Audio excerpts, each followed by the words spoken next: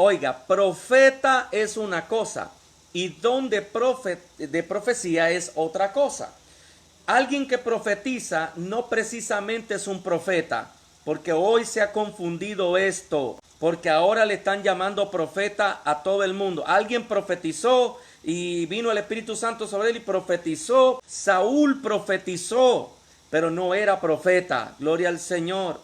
David profetizó acerca de la venida, pero no era profeta. Profeta, gloria al Señor, es una cosa. Un profeta es un vidente. Un profeta es el que Dios le muestra lo que va a acontecer, no ha acontecido, pero va a acontecer, y eso se va a cumplir como se lo mostró a los profetas del Antiguo Testamento, que ellos profetizaban y venía el cumplimiento de eso. Y alguien que profetiza puede ser usado por el Espíritu Santo para traer a luz un pecado oculto o revelar algo que está ahí, lo que necesita salir a luz. Entonces a eso se le puede llamar don de profecía. No precisamente el profeta no necesita hablar en lengua. El profeta dice, así dice el Señor, y ya da la palabra, pero no necesita hablar en lengua. Y el que profetiza puede ser que está hablando en lengua y está profetizando, pero necesita de alguien que interprete lengua. El que profetiza puede hablar sin necesidad de hablar en lengua y está profetizando, dando una profecía, pero también puede ser que el que está profetizando está hablando en lengua angelical o lengua terrenal y necesita que alguien le traduzca. Es ahí donde se necesita el don de interpretación de lengua. Dones o diversos géneros de lengua es cuando una persona puede hablar en diferentes géneros de lengua. Dones de poder, don de fe, don de sanidad y don de milagros. Y dones vocales que vendría siendo profetizar, diversos géneros de lengua e interpretación de lengua. Todo esto tiene un fin y lo explicábamos: perfeccionar a los santos para la obra del ministerio, y 2, edificar el cuerpo de Cristo. En el capítulo 14 de la primera carta a los Corintios, el apóstol Pablo dedica un capítulo entero para los que hablan en lengua y quieren entender todo eso, que el hablar en lengua tiene que entenderse lo que yo estoy hablando. En el verso 14, capítulo 14, verso 14 dice, porque si yo oro en lengua desconocida, mi espíritu ora, pero mi entendimiento queda sin fruto. En el verso 15, ¿qué pues? Oraré con el espíritu, pero oraré también con el entendimiento. Es importante que no solamente mi espíritu sea edificado, sino también mi entendimiento. Así que toda persona que quiera o dice, Señor, yo quiero hablar en lengua, pida, gloria al Señor, que no solamente hable en lengua, sino que el Espíritu Santo le revele lo que usted está hablando en lengua, para que tu entendimiento no quede sin fruto. Y en el verso 15, cantaré con el Espíritu, pero también cantaré con el entendimiento. En el verso 16 dice, porque si bendices solo con el Espíritu, el que ocupa el lugar del simple oyente, ¿cómo dirá amén a tu acción de gracia? Pues no sabe lo que has dicho. En el verso 17 dice, porque tú a la verdad das gracias, pero el otro no es edificado. Y recuerde que los dones de lengua, que los dones principalmente y los ministerios son para edificar la iglesia y para perfeccionar a los santos a la obra del ministerio. Entonces, si usted va a hablar en lengua y usted está hablando en lengua en voz alta y usted está desenfrenadamente hablando en lengua y usted no sabe ni lo que está diciendo, entonces mejor vaya, arrodíllese ahí a sola y hable en lengua ahí usted con el Señor, porque el que está oyendo no está entendiendo nada, solo está oyendo nada más un lenguaje, pero no sabe qué significa. A menos que usted esté profetizando en lenguas y alguien diga, un momento, el Señor está dando un mensaje, y ese tenga interpretación de lengua y diga el significado. En el versículo 22 dice, así que las lenguas son por señal, no a los creyentes, sino a los incrédulos, pero la profecía no a los incrédulos, sino a los creyentes. Está hablando de diferentes dones, dones de lengua y profecía. Dice que el don de lengua es una señal para los que no son creyentes, es para los incrédulos, pero la profecía es directamente para el creyente. Dice en el verso 23, si pues toda la iglesia se reúne en un solo lugar y todos hablan en lenguas y entran indoctos, en otras palabras, personas que no desconocen totalmente. Dice, e incrédulos, ¿no dirán que estáis locos? Por eso es que la gente nos llama locos, porque dice, y eso que están hablando ni se entiende, y entonces la gente dice, están locos. E igual que pasó en el capítulo 2 del libro de los Hechos, cuando decían, estos están llenos de mosto, o están ebrios. En el verso 24 dice, pero si todos profetizan, y entra algún incrédulo o indocto, por todos es convencido. ¿Por qué? Porque la profecía, como le dije, la profecía puede sacar en oculto lo que está ahí. Y aquí está la palabra, dice, por todos es convencido y por todo es juzgado. Lo oculto de su corazón se hace manifiesto, y así postrándose sobre el rostro, adorará a Dios, declarando que verdaderamente Dios está entre vosotros. Ya no dirá que estáis locos, sino dirá, aquí realmente sí está Dios. ¿Por qué se está profetizando y todo lo que le está diciendo? Me lo está diciendo a mí, soy yo esa persona. Ahí está operando el Espíritu Santo de Dios.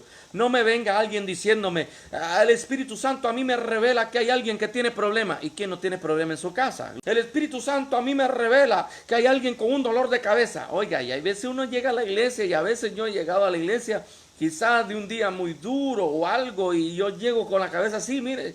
Entonces, no me venga con esas revelaciones o esas profecías, hermano, por favor. Que cuando realmente es el Espíritu Santo, nos está usando y utilizando en esos dones vocales, como el hablar en lengua o el profetizar, convence de pecado al incrédulo, al indocto, al que no conoce de la palabra. Pero dice la Biblia que aquel se postrará de rodillas, levantará sus manos al cielo y adorará a Dios y dirá, verdaderamente Dios está entre vosotros. En el versículo 26 dice, que hay pues, hermanos, cuando os reunís, cada uno de vosotros tiene salmo. Dice, hay alguien que canta, hay alguien que es salmista, que adora al Señor, tiene una preciosa voz. Dice, otro tiene doctrina, hay otro que enseña. Dice, otro tiene lengua, diversos géneros de lengua. Otro tiene revelación y otro tiene interpretación. Hágase todo para la edificación. Y el apóstol Pablo está declarando algunas otras operaciones y diversidad de dones que el Espíritu Santo ha dado a la iglesia. En el verso 27, estoy en el capítulo 14 de la primera carta a los Corintios, dice en el verso 27, si habla alguno en lengua extraña, sea esto por dos o a lo más tres, y por turno, y uno interprete. Y si no hay intérprete, calle en la iglesia y hable para sí mismo y para Dios. Es lo que yo le decía. Vaya y arrodíllese y edifíquese usted solo. No necesariamente tiene que dar unos gritos desenfrenados, porque dice la palabra, todo hágase decentemente y en orden. Así lo dice el verso 40. Dice, pero hágase todo decentemente y en orden, que si no hay alguien que interprete, cállese o hable para sí mismo. En el verso 37 dice, si alguno se cree profeta o espiritual, reconozca que lo que os he escrito son mandamientos del Señor.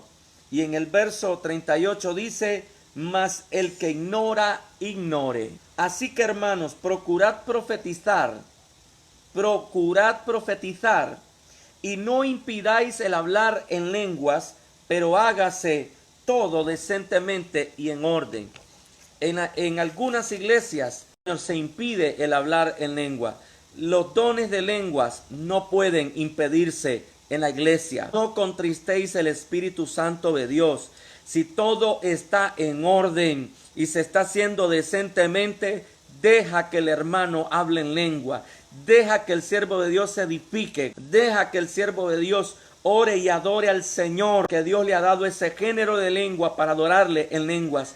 Porque el don de lengua es un don precioso. Uno habla en misterio. Por eso es importante no solo decir, Dios, dame el don de lengua. Y uno se la va a pasar como 2 horas, con ese 2 horas. No. Un lenguaje no se remite a una sílaba, que sea una lengua fluida, que usted sea edificado, gloria a Jesús, y profundamente a través de los misterios que usted está hablando. En ese lenguaje, el Espíritu Santo te va a ayudar a interpretar. No siempre se habla en lengua. Gente que no ha ni siquiera empezado a orar, no ha ni cerrado los ojos y ya están hablando en lengua.